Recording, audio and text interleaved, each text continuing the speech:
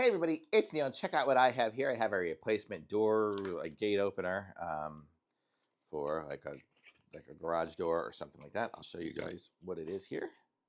So this is what it looks like here. Let me peel off the plastic.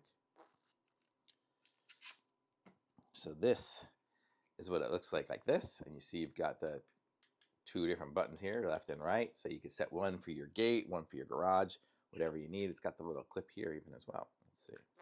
So it goes on there, so you can put it on your visor. Let's see if we, oh, it's even got the batteries in it already. So it looks like, see, we've got that there. So let's just look at this one here and see if this one here is the programmable one as we need it. So we can open it up.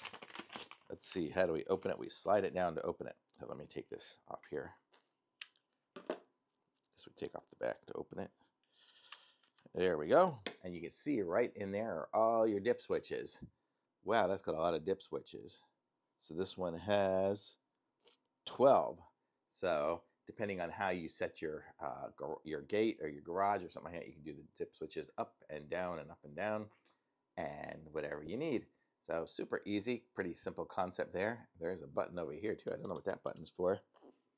That's a programming button. I guess that lets you program to do smart learn. Oh, you can also do the smart learn. So if you have one of those rolling code garage door openers, you can use this one here. So you push that button to line it up with the garage door, and then you push the button to make it go. So that's kind of cool. So you can do that, or the dip switches. Kind of nice to be able to have the option for both of those. So really cool. This one here is like a universal. Totally awesome. Thumbs up.